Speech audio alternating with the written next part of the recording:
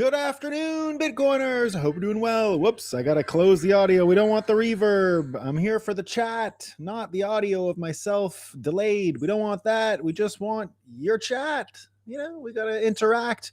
As you know, we come at you at the end of the week with these afternoon Canadian shows, and it's really important we do it this week because it was a pretty stressful week out there for a lot of people who are terminally online and looking at what's going on in Iran and all these things. So it's always good to end the week with some laughter, right? With a little bit of a clown world, and Canada fits the bill. So that's why it's always so fun to finish the week talking about Canada. And I'm joined by someone who also finds the subject of Canada humorous, my regular guest co-host, compatriot, for now anyway, Dave Bradley. I hope we'll always stay friends. I don't know how much longer we'll be compatriots. We'll talk about that today, my friend.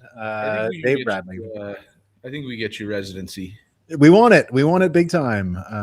Alberta, luckily, of course. We're going to start talking today's show. We're going to cover the Joe Rogan podcast, and Alberta came out looking great. That was one of the big clips from the whole thing.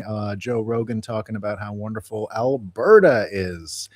But indeed, that was the big story this week. So did that surprise you that Pierre would take the Joe Rogan plunge?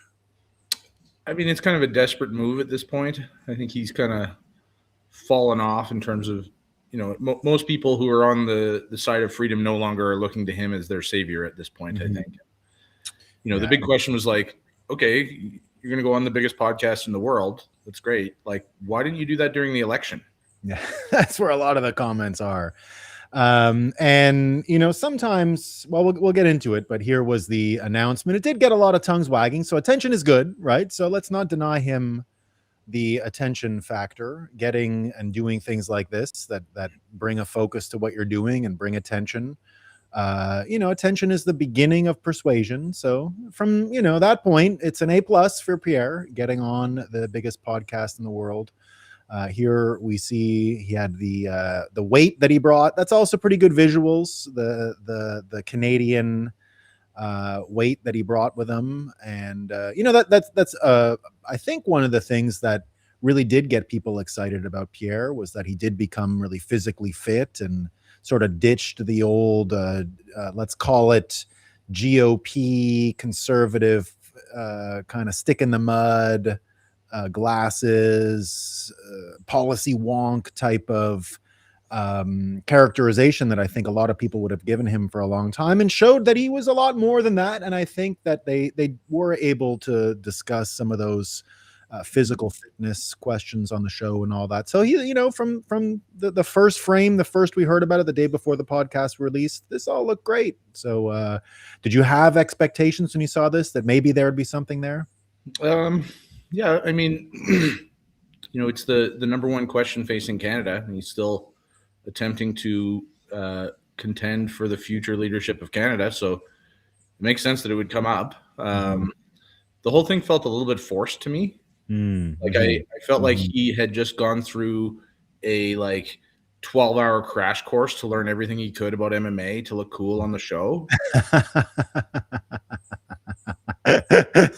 Okay, what do I have to do? Because I mean, I worked with the guy. He actually bought me my first alcoholic beverage when I worked on the Hill.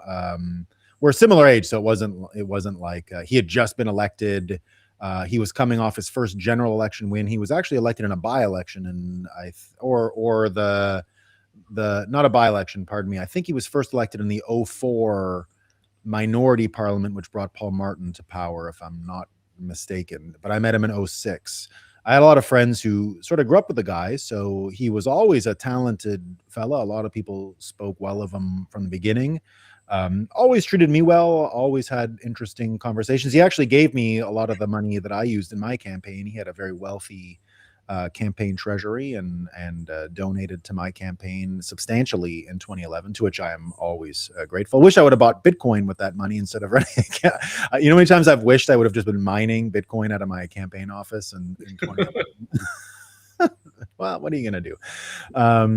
So there it is. And indeed, now sometimes what I because there was a lot there, and it was it was a solid B plus, A minus. Let's say Joe Rogan podcast. It flowed.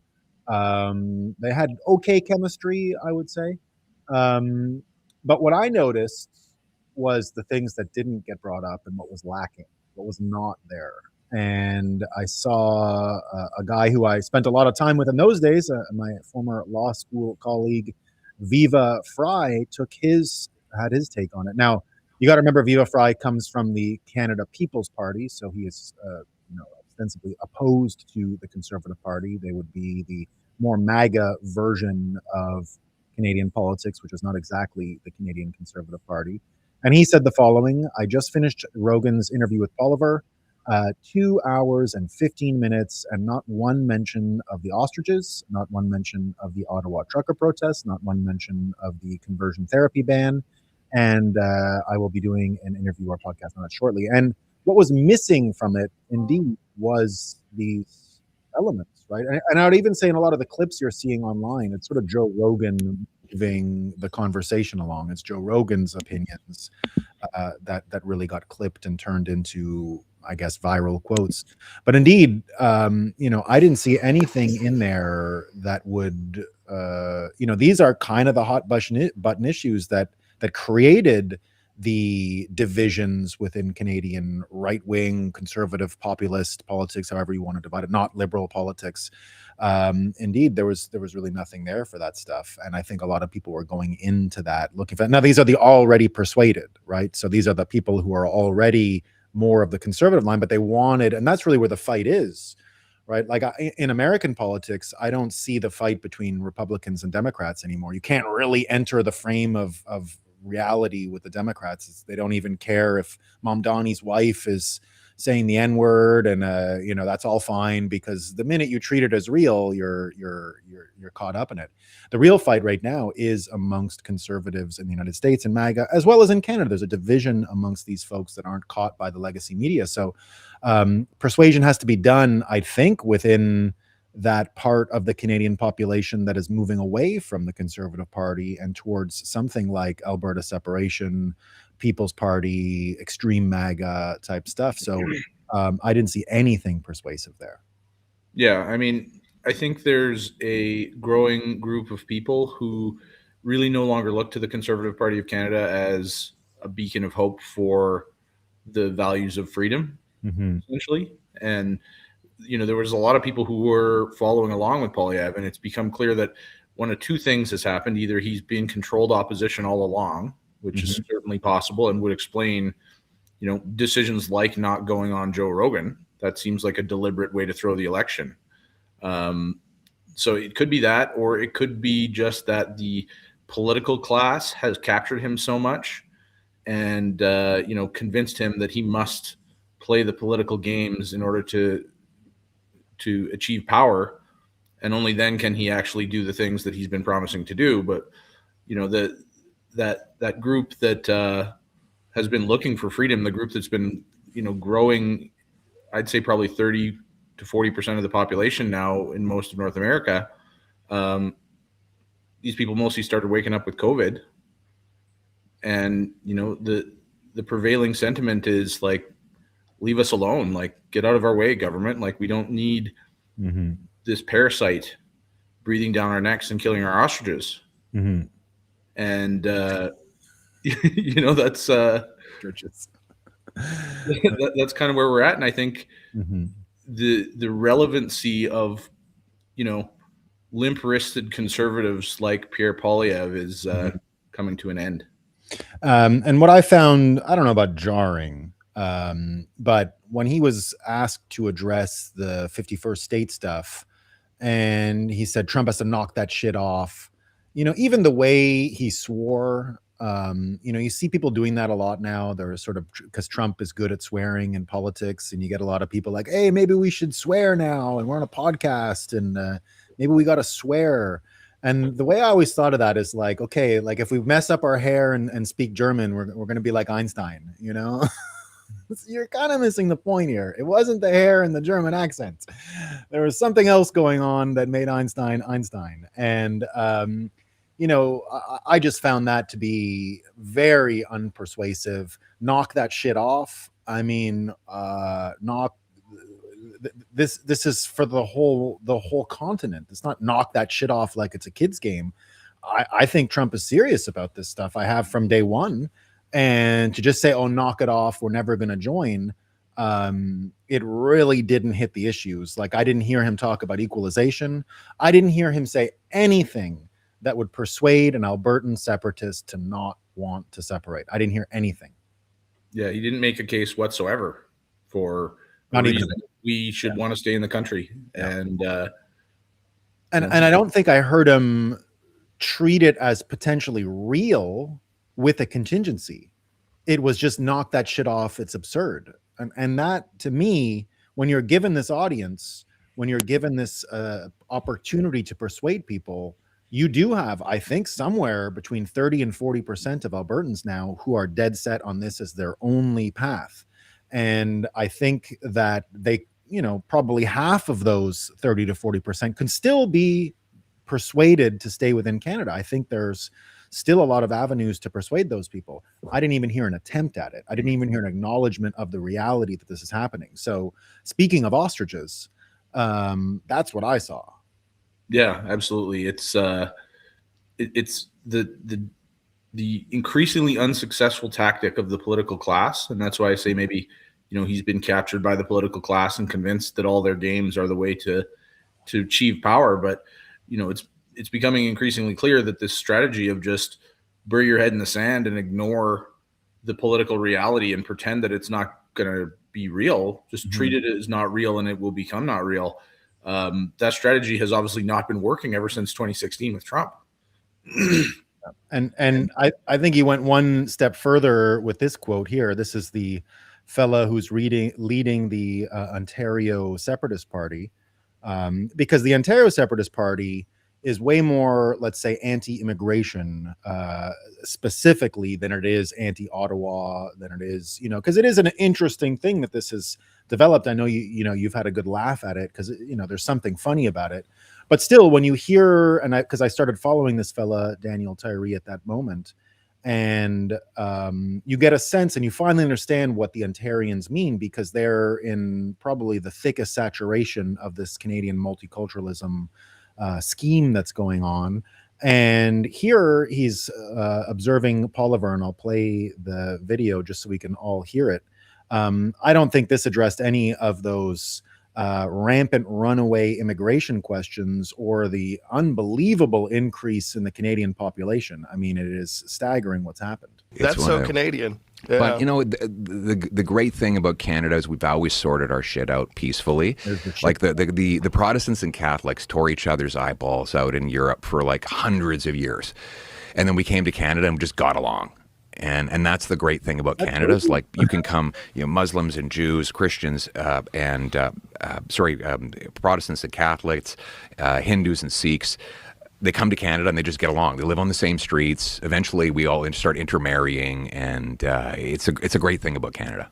That's so Canadian. Yeah. But the great thing about Canada is we've always sorted our shit out peacefully. So, I mean, that again, I think a lot of people don't really. This sounds a lot like a Jason Kenney, Minister of Multiculturalism argument than it does addressing some of the Ontarians who do feel, I'd say, overwhelmed by what's going on. And again, I just didn't see any persuasion here. Yeah, it's the same tactic. They're pretending that the issue is not here, right? Mm-hmm. Like the fact is that the Jews and the Muslims are not getting along whatsoever in Canada. No, they've all brought that fight over here, and the Hindus and the Sikhs are not getting along whatsoever in Canada, and we've become a harbor for a major terrorist faction in a foreign war. Yeah, we had imams ending up here from running away from Iran this week. That was a picture that ran around the world. The imam with his big thing on and everything, and he's like a war criminal, I guess. But he was parading around this week in Toronto, yelling at people, probably yelling at Jewish people. I don't know who he was yelling at. Now, along the lines of what you said, when this was announced, Cernovich immediately, now American, and you know, look, I got plenty of time to entertain this idea, but as someone who knew the guy, it doesn't necessarily ring true to me. But I want to hear your take on it anyway. Cernovich says, why didn't you do this when you ran for office? Another controlled op. You ran an election to lose. Then you do a brand building tour. And he says, finally, well, this Canadian says to him, "You Americans are funny. It's a minority parliament. An election can be called soon." That's not true. It looks like we will not be in an election soon. It looks like Carney is absolutely getting his majority. He only needs to win 2 out of 3 ridings in the by-elections, and they all look very winnable. And Cernovich continues and says, "You're the moron falling for the Five Eyes / intelligence community ops. Check the date, bitch. Pierre is running a number on you and now using Joe Rogan to ensure there's no populist movement in Canada." Now, I don't know about an op, but that's what people are saying. Now, do you have, go further on this observation of yours, please? Yeah, I mean, it could be, right? Like if this was controlled opposition, if Pierre Poilievre is actually a tool of the globalists and is fully under the thumb through some form of blackmail or bribery, and let's say that he is fully under the thumb of the WEF, Davos, City of London, ivory tower, evil banker crowd, how would his actions be significantly different than they have been? Yeah, that's a good observation. Yeah. And so it's certainly at least possible, and it's the difference is kind of irrelevant because he has acted in the best interests of that group, who frankly are our enemies. They're the enemies of people who would like their freedom. Mm-hmm. Yeah, even if it is sincere, like believing in NATO, for example, believing in these institutions, they can be sincere. It doesn't mean it's any less damaging to Canada, because these institutions, it appears anyway, especially when you look at what's going on in the United States, right? We saw Canada and the Allies announce today, Canada in particular, that they're going to contribute appropriate forces, they say now, suddenly, to the Strait of Hormuz blockage. But unfortunately for them, unfortunately for them, Trump came out and addressed it right away. And he says, without the USA, NATO is a paper tiger. They don't want to join the fight to stop a nuclear-powered Iran. Now that fight is militarily won with very little danger for them. They complain about the high oil prices they are forced to pay, but don't want to help open the Strait of Hormuz, a simple military maneuver that is the single reason for the high oil prices. So easy for them to do with so little risk. Cowards, and we will remember. I don't know if you want to really align with these power forces anymore. And they're going even further. France's foreign minister here says that Canada could join the EU at some point. That is hot off the presses today as well. So indeed, it has got people asking. Here's a quote from Scott Carpenter. What if, and just hear me out, Trump isn't at war with Iran, Venezuela, or Cuba, but rather the Crown, the City of London, and their various satanic globalist elites? And if so, which side is Canada on? Starting to think maybe we're not the good guys in this story. And that's been similar to your frame. And we already have a lot of evidence of that. There's Goldie Gamari. She was MLA. So in American parlance, that is a state congressman. But for Ottawa, Ontario, so the biggest province in Canada. And she was excommunicated from the party because she was a Trump supporter and all this kind of stuff. And we found out when the DOJ seized Iranian intelligence websites that there was actually a $250,000 beheading bounty on her, only discovered by the Americans. And this is someone who's been cast away amongst Canadian political circles. And just think about that for a second. There's people this is not the Canada that I grew up in. This is the kind of stuff that isn't being acknowledged. This is the ostrich type of stuff. The Canada that I grew up in, if there was a bounty on the head of any Canadian, you would have had national outrage. There would have been no problem joining a NATO expedition to kill the people who threatened a single Canadian. A single Canadian would have been all it would have taken in 1991. Now, America's divided, all places are divided, so I'm not comparing us to a standard that shouldn't be there. But just the idea that there are these boundaries, that people think they can reach Canada, and that there are plans in place to reach Canada to kill people because of their political opinions, which they've imported from abroad. means we're in completely different territory, and you can't really just ignore the stuff. And we're probably not on the good side if that's what's going on here. Yeah. Is that what I'm seeing? I mean, we're on a, we're, like, our government, the Carney government is on the side of the City of London, obviously, right? He's a British citizen. He worked for the Bank of England. Like, you couldn't get more clearly in the camp of the City of London. But I think Canada has, because of the way that the Liberals have treated it, Canada has become kind of this open playground for a lot of these factions to play out their games, right? And so I guarantee you this is not a singular thing, that there's a bounty on a Canadian politician. And we've even seen political assassinations in Canada perpetrated by Indian intelligence, right? There was one of the alleged bombers from the Air India bombing who had been, linked to a Khalistani terrorist organization and living in Canada free for all of these years after, allegedly bombing this plane full of Canadians, among other people.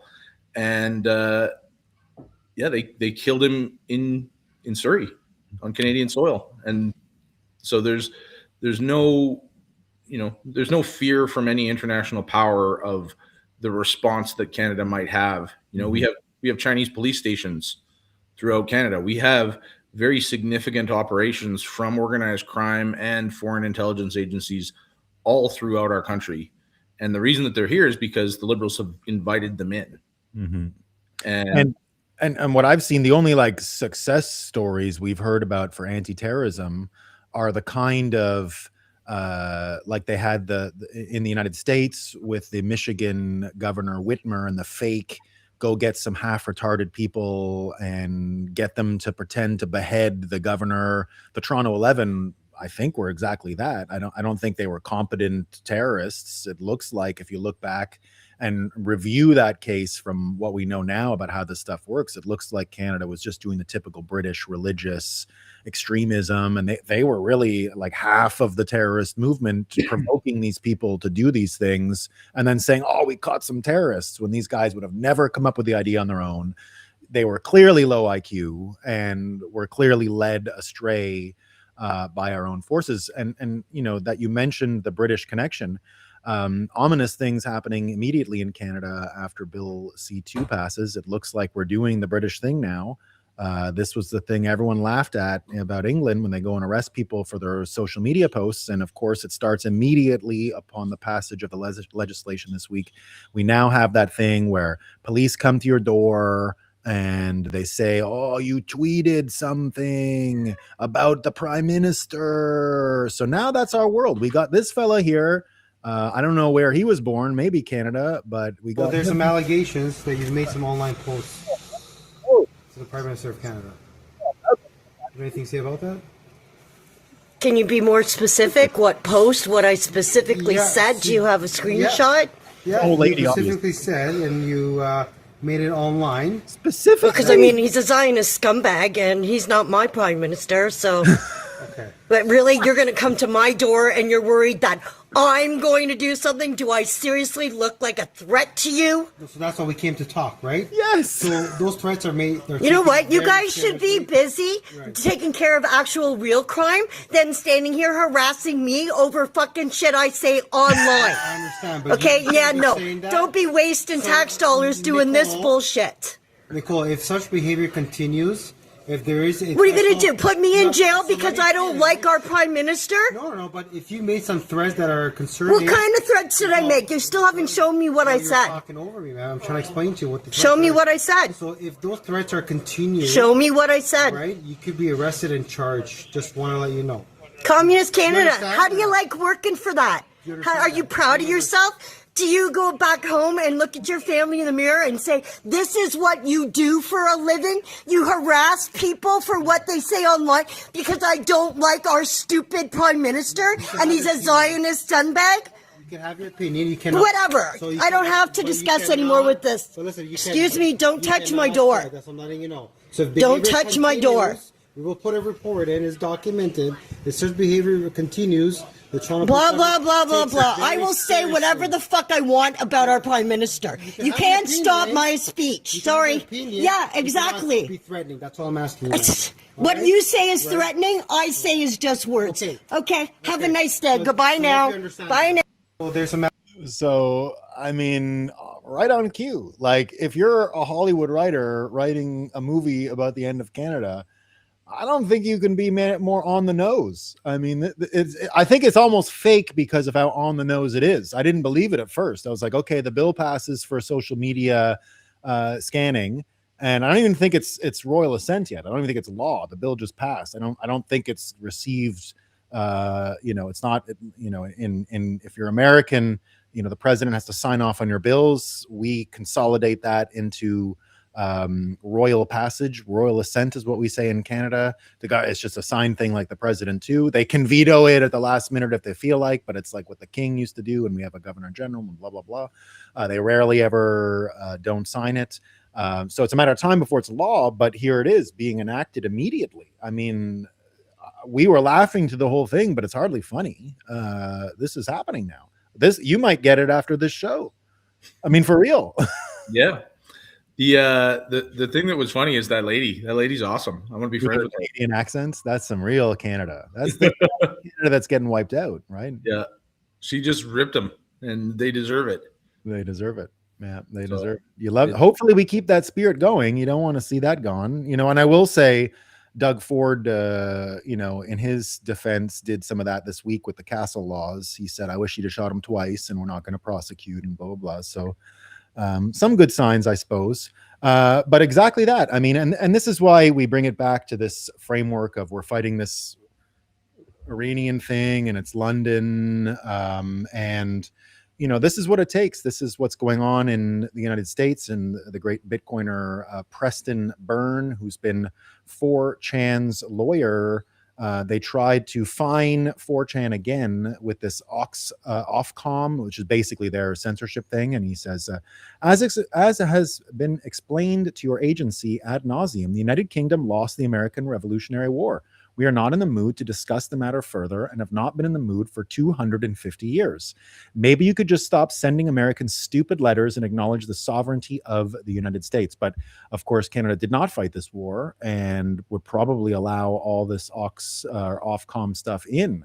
But this just shows you what war we're actually in, and I think lends to the worldview that you've been discussing here for a long time, that we're watching essentially an English civil war play out in places like Iran, English-speaking world civil war play out in places like Iran.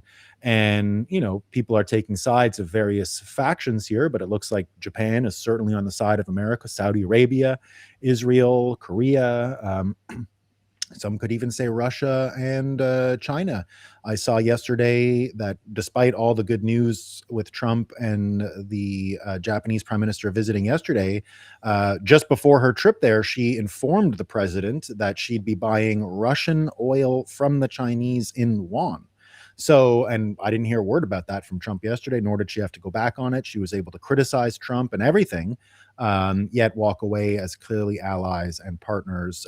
So it seems to be that if you look through the news about what's going on, oil is flowing. China's getting its oil from Iran. Sanctioned oil from Iran and Russia is hitting the market. It really does lend to this idea that we are watching and witnessing an English world civil war with various proxies, allies, and stuff like that going on. And I don't think there's any way to deny that Canada is on the side that would go to this lady's house and fine 4chan and all these other things. Yeah, absolutely. It's put the two sides in an interesting spot where, Trump has to do things like swallowing that little disrespect from the Japanese. We're in a spot as a tool of the City of London where they've kind of hung us out to dry here. They don't really care what happens to Canada. They're more or less just looting Canada and using us as a thorn in the geopolitical side of Trump at this point, trying to use us to funnel drugs and whatnot into the country. And so we're left in this spot where Carney has to basically cozy up to the Chinese and the Indians as the only kind of potential allies that we have, because our European masters, who should be our allies, are so weak themselves, and they're losing all their proxies around the world, that we're just kind of dangling in the wind here.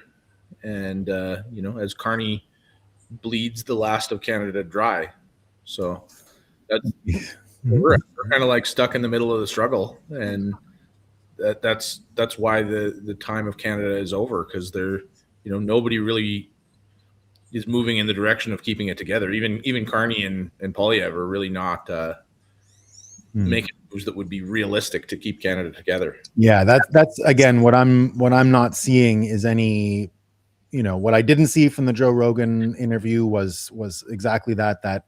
I mean, I think Pierre came off great for himself personally, but I didn't see persuasion there.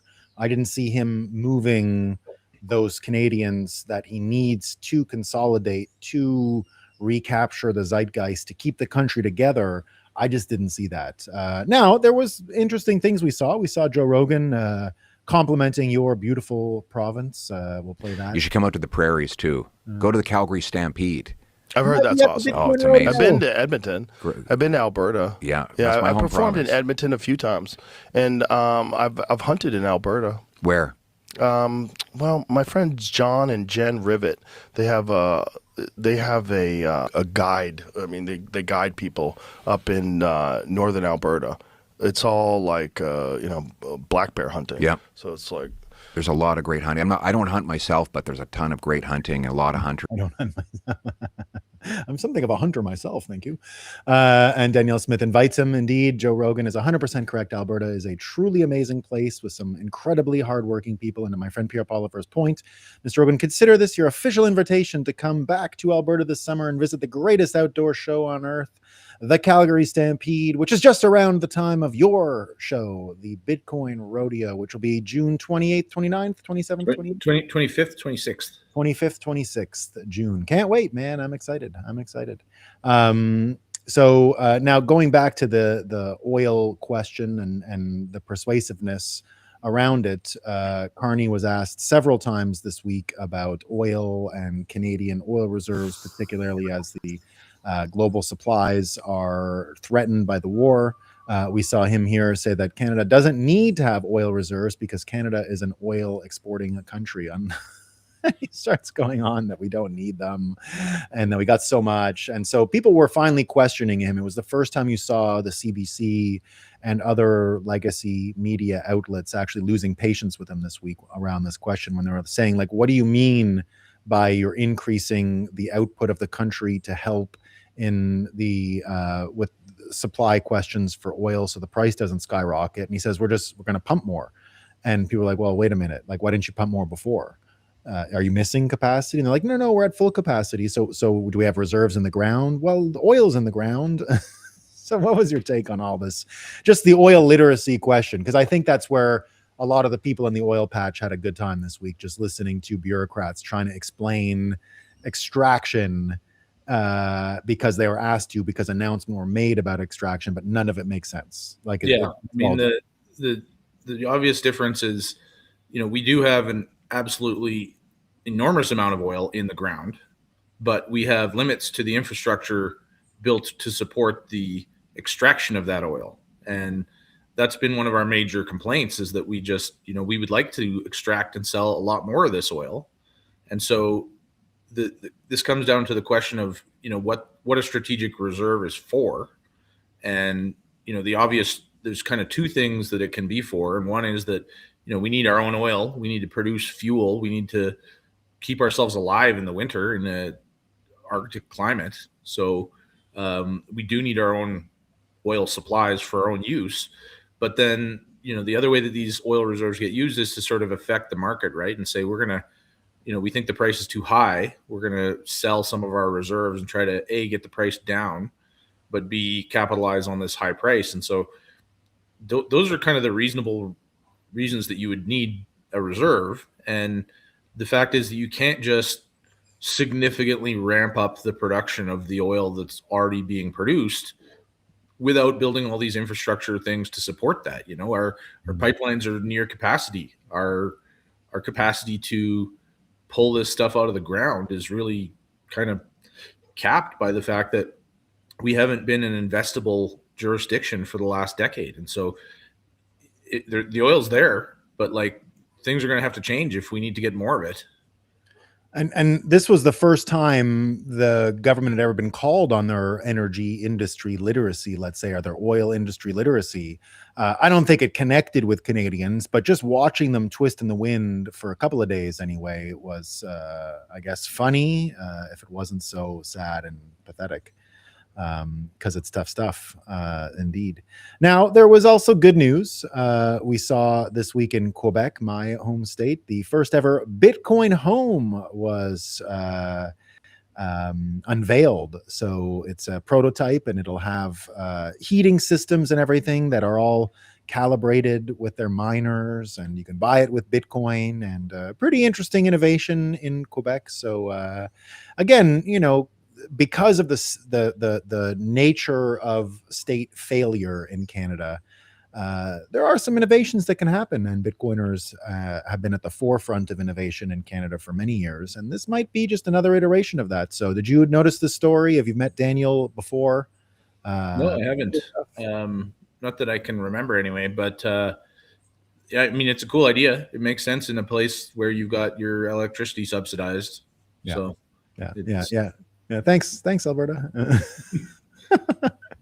You could probably build one of those too if you had 14 billion Canadian trash tokens headed your way for no reason whatsoever. Yeah, it would be pretty easy. So I wanted to play a little bit of good news because the rest is sort of wah-wah. We get Prof. St. here pointing out that Canada lost 109,000 jobs in the last 2 months. That's in U.S. terms, 1 million jobs. Even worse, and this is something that's never happened in the history of Confederation. You're seeing it here for the first time. Luckily, we lost the 109,000 jobs, but it was luckily balanced by the fact that the Canadian population, for the first time in history, dropped. Now, that's probably a good thing. You know, we probably had too many people because we let in too many in the last 10 years. But seeing this, 102,000 people left last year, first drop recorded in Canadian history. And to me, that's a big sign something fundamentally different is happening right now in Canada. And you know, seeing the population go this way, there's a good side to the story. But I think if you're either growing or you're shrinking in this world. That's what I said when it came to Greenland, when people were asking why Greenland. And, you know, when Trump first started, it was Panama and Greenland and Canada and 51st state. And what I said at the time was exactly that. Like, it's all about increasing the optimism in America because it had this sense that everyone in the world was thinking America was dying and the whole thing was going to shit. That's why you're either growing or you're shrinking was the way I interpreted that. And it's really that simple. And Trump had to change the most basic and fundamental premise and convince people that America is growing physically. But when you see stories like this, I mean, that's what I see. Places are growing or they're shrinking, and Canada's shrinking. Yeah. I mean, why would you move here? Like, I don't the only reason that you would move here is if you live in a third world country with an absolutely terrible standard of living, and you learn that you can get free money in Canada. Mm-hmm. There's no rational path. You know, if you don't have ties to Canada, there's no reason to move here whatsoever, other than to loot the country, because there's, you know, we're just not a free or capitalist enough country to make this a place with enough opportunity to make it make sense for a competent immigrant who wants to move here and actually work hard and get the benefits that we once had of having such a high trust society.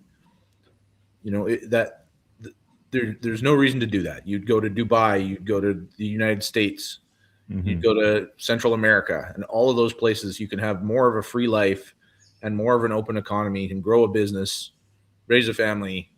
You know, your likelihood of having the state come after you for something that you said or try to force a sex change on your kids is frankly a lot lower in those areas. And so why would you put yourself through this? You know, we've got the video there, the maple syrup. It's like, you know, people don't live here for the weather. It's sugaring season right now in the East. Perfect temperatures. It's happening right now. I can't remember his name because it's kind of an Eastern European name. So lots of just things that I remember easily. But he's a Bitcoiner, so I follow him. And he was living in Canada for most of his life. And just this week observed exactly what you were saying. He had moved to Mexico during COVID and said when he speaks with sort of not rich Mexicans, they're always astounded that he moved from Canada because they're like, oh, I can get all kinds of free shit. Why don't you get out of there? But when he speaks with wealthy, successful Mexicans, Canada's a big joke to them now.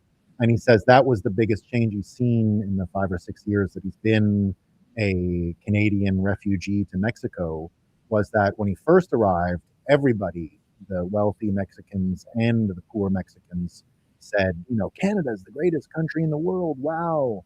And now that has completely shifted. It's only the poor people looking for the handouts that have any interest in Canada, and that all the sort of aristocratic or just Bitcoin people that he comes in contact with, Canada is literally the butt of their jokes, like it is for many Canadians like yourself. Yeah.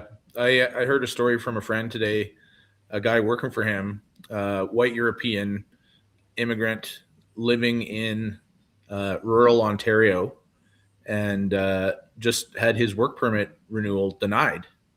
And so he's now leaving the country. And this guy he runs a small business making handmade wood furniture.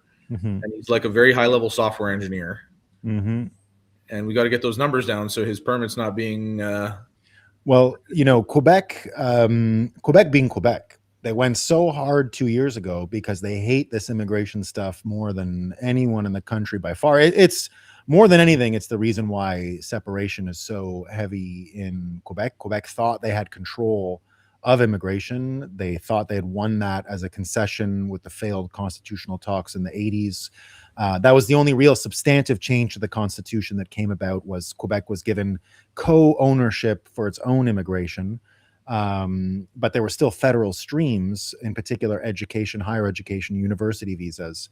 And that's where really Quebec got spurred to choose. Roxham Road and the illegal crossings was a problem too, because it embarrassed the border security and integrity of Quebec, because the Quebec provincial police couldn't arrest people who were coming in, and they would wait to arrest them, but the RCMP literally protected them, so they weren't able to do that. So if you're an American, that would be like your state police having to stand down because the FBI was at the border, or Homeland Security was at the border and said beat it, and so it was a big state federal jurisdictional thing, and Quebec did not forget it and is still pissed off about it. But anecdotally, and I knew these people because the coffee shop near my place in Montreal there was a French guy who owned it from France, and he only hired France people to work in it, and they all got their visas denied. I was absolutely dumbfounded. I was like, what? Like, because they were saying, oh, because I was going to hire one of these girls to teach my kids French just to hang out with them after work. It's sort of a perfect setup. They liked my kids, and I don't want a classroom setting. I just like that they can walk around and hang out. And they're like, I'm really sorry, Nolan, but we're leaving in like a month. We weren't planning on this, but we got denied. And I've heard multiple other stories like this where French people from France are getting denied visas to Quebec, of all places. Quebec. That's how fed up they are with this stuff, and they'll do anything they can right now to keep the numbers down, because they blame foreigners, including French people, for everything in Quebec. The rent, everything under the sun right now is because of foreigners, and all that whining and bitching has actually meant the following. Canada has observed the largest decline in happiness in the world. This is the latest study. This is going viral today. Lots of people picking up on the Joe Biden, Donald Trump bounce for the United States here. It was down just as low, but bounced back. But of course, again, I think this is why, and sort of proof that what we're seeing in the world right now, what we call a world war, World War III, some people are calling it, I've been calling it World War III for a while, is really just this intra-Anglosphere war. It's a global empire, so it looks a lot like a world war, But when you look at the unhappiness of the Anglosphere right now, they're the least happy countries in the world, and they're the ones seemingly involved in a massive psychological and economic war. And here you can see the carnage of this. It probably really got hot in '08 as far as the brainwashing and stuff goes, the financial crisis, which the Anglosphere caused and perpetuated. Looks more and more like it's having its toll now on the people, and that's what I see. That's the biggest difference I see down here. That's what people, even Bajans here where I live, what they express to me, because they see a lot of Canadians come through here. They're like, "But you guys used to be so nice. What happened?" And it's just not that country anymore. It's just not the patient, nice place that Joe Rogan was even alluding to. Like, these are unhappy people. Are they getting happier in Alberta when they talk about separation?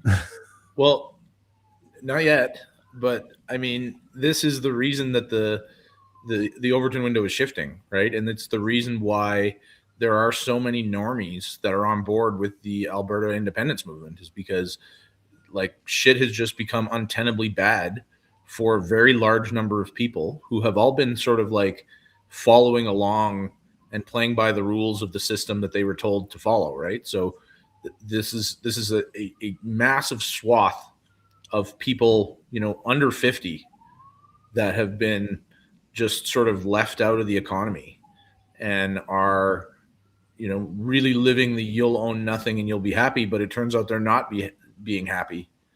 You know, they can't accumulate capital, they can't really put down roots.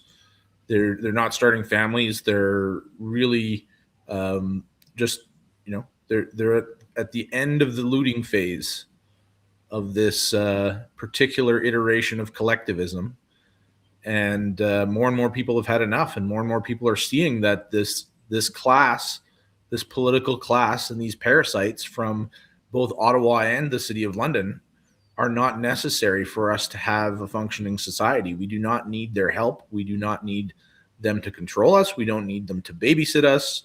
We don't need them to manage our economy. We don't need them to keep us safe from climate change. We just don't need these people whatsoever. And that graph is an indication of where that sentiment is going. And this one is probably a sentiment of where all of this is headed. Polymarket now giving a 57% chance of a referendum this year in Canada, either from Quebec or Alberta, to leave the country. And that's why here we've got Citadel Daniel in the chat asking, gas prices due to Iran, is it the final nail in Canada's coffin?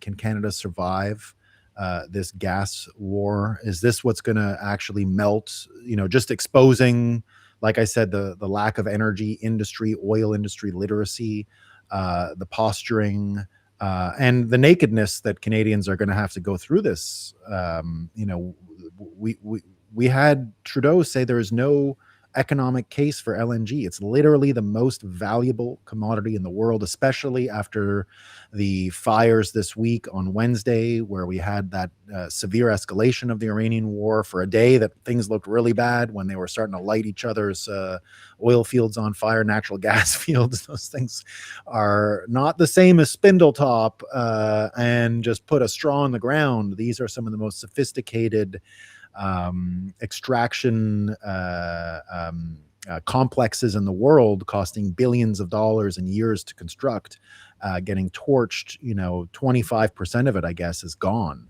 and it's going to be 3 to 5 years before we get it back. So for 3 to 5 years, American LNG is going to be the best commodity in the world to own, and everyone's going to want it. And we now have to live with the idea that at the right time frame, had we started when Japan and Germany both offered to pay for it for us, they were going to build it and pay for it on either coast.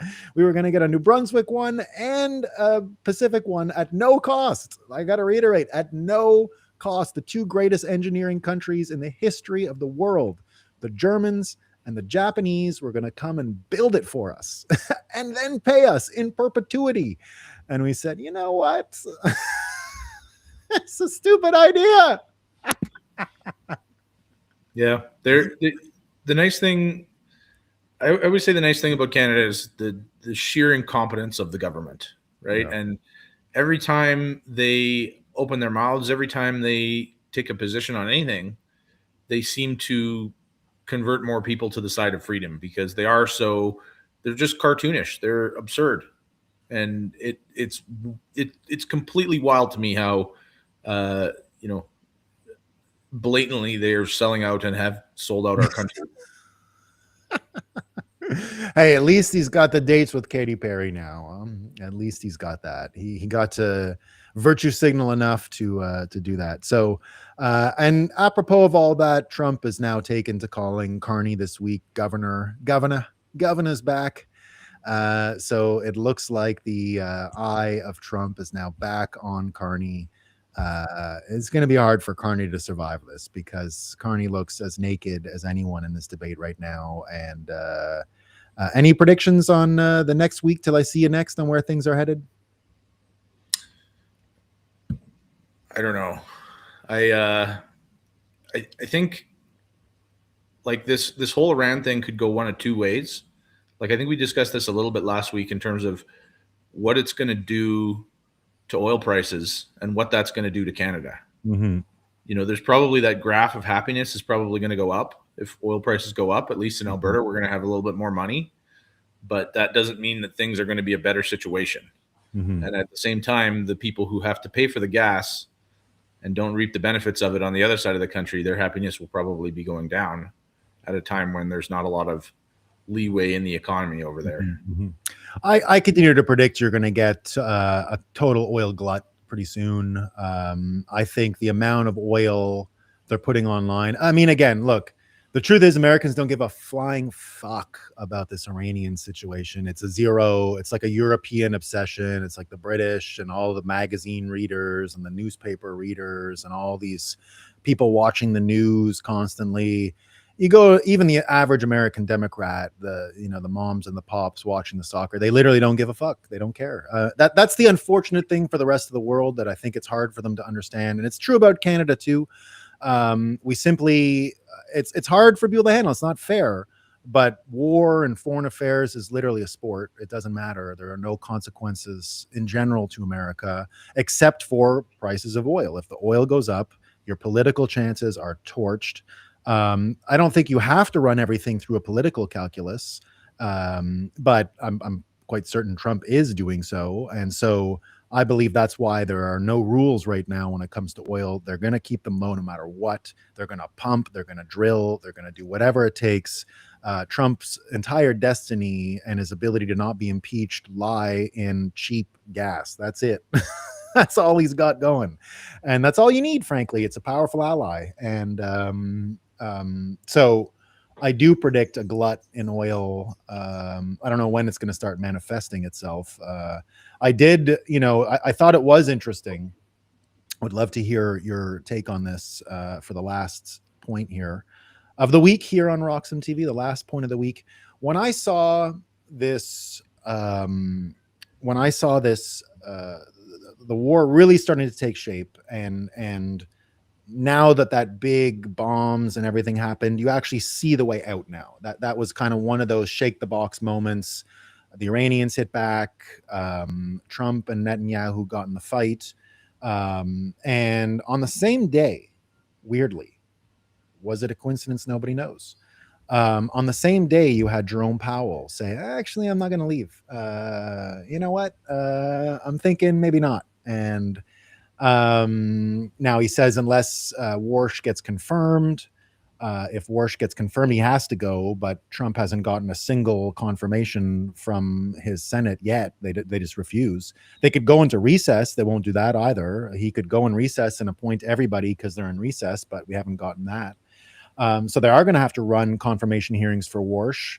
I don't know if it's going to get political, but if Jerome Powell's indication is that's the case. So to me, when I see that happen with Powell, I see exactly this Anglosphere war. I see the City of London's outpost in America being the Federal Reserve, being the bankers. You already saw since that happened, King Charles is saying he's not coming to America anymore. I don't know if he's disinvited or something, but he did have no problem coming to see Jamie Dimon, who threw his birthday party in New York City. That's what happened. So this whole Federal Reserve question, I think is going to shape a lot of the political questions, because that's what Trump has to do. He's got to print money, drop interest rates, go hard on cheap gas, and that's his avenue to the golden age and being reelected and destroying the Democrat Party and all of these things.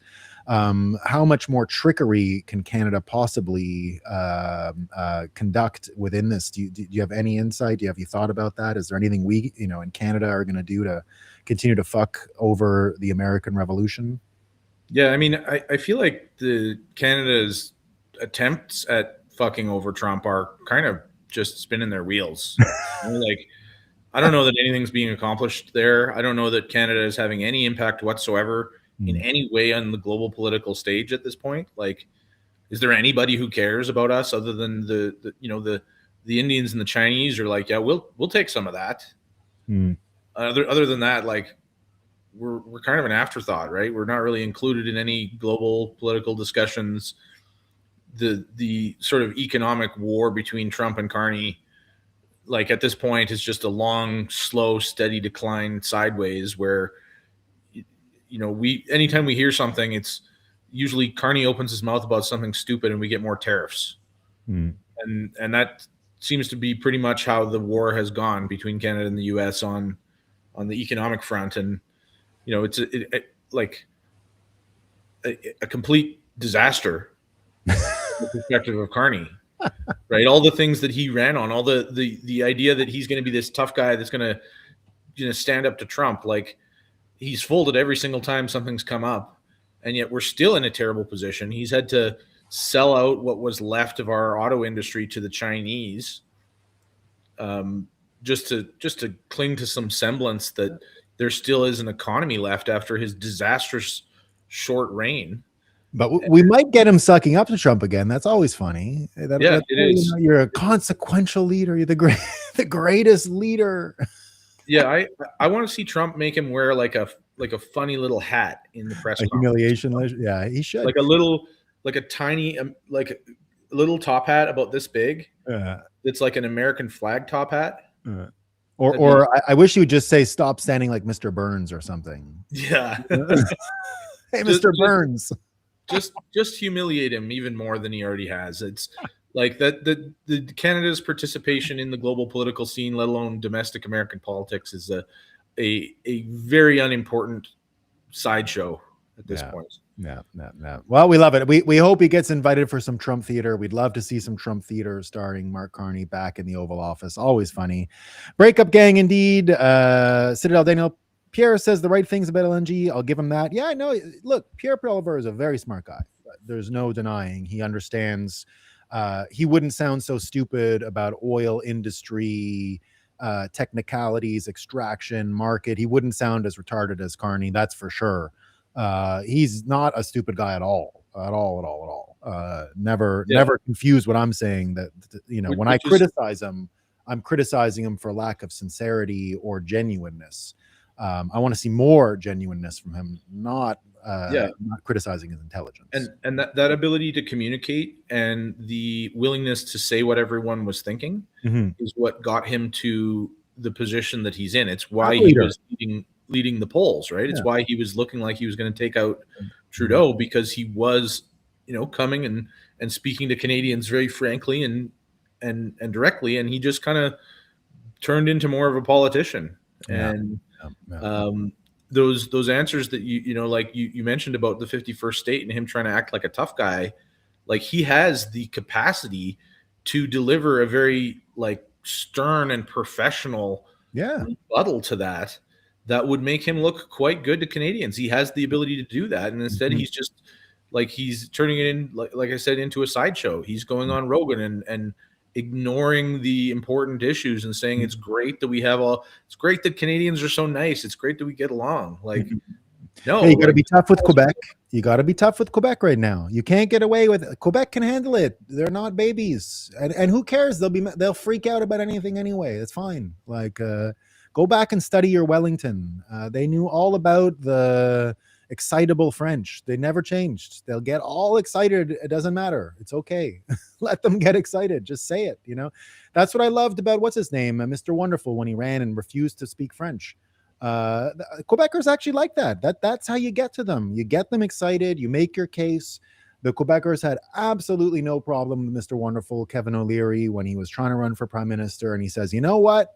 I'm not going to do this stupid French thing. I'm an English guy. Forget it. I'm not learning English. I'm not learning French." That's fine. They got excited. Some people scream and yell. Mostly people don't care, and they're on your side. They'll come and defend you. You know, of course, I as a Canadian Quebecer, I want the prime minister to be capable of speaking French, but I don't insist on it. Like, it doesn't have to be. I like it, but I don't have to have it. So when you know, and Poliver speaks great French. You know, he's a guy that indeed, you know, should have been yesterday saying we got to get rid of, or when he was on Joe Rogan, attack equalization, and got to be hard. That was the only way to do it. You got to do the hard and strong thing. You know, if there's one thing that's easily predictable about Trump, he does the strongest reaction, the most aggressive tact is how you can predict he'll react to things and how he'll take it. That's what you need in Canada right now. It doesn't even matter if it's right or wrong or logical. You got to go strong. You got to go strong at Quebec, strong in Alberta, because the people who want to break the country apart are very passionate about it now. And the only way to get in there is to show that you're passionate too, not knock it off, knock the shit off. That's not going to do it. It's just not passionate enough.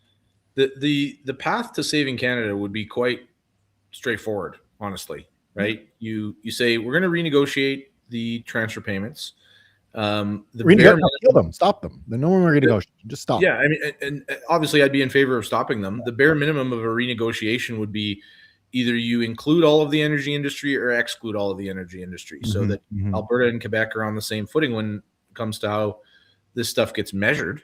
You know, we'd see Quebec suddenly become a half province and start paying into the Maritimes. Well, I mean, I've known it my whole life. Quebec is by far the richest province in Canada, and it's not even close. It's not even close. Like I've said many times, if you're a rich Montrealer, you know what they laugh about? People who have to live in Toronto because they have a job. That's like if you go up in Westmount, oh, you have a job?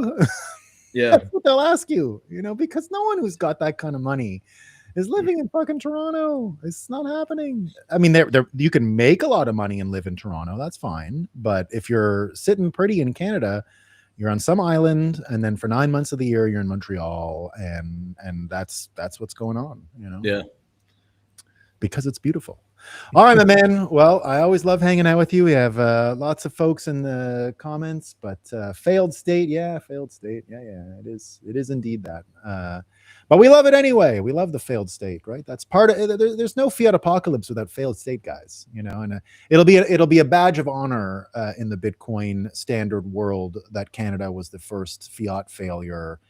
Will have gone through World War III before others. And that's good news. All right. That's why we're here. That's why we're here for you, Bitcoiners. We're here to help you through the fiat apocalypse and the destruction of nation states, as foretold in the Great Sovereign Individual. And we're just ahead of the curve here in Canada. That's all it is. Right, my man?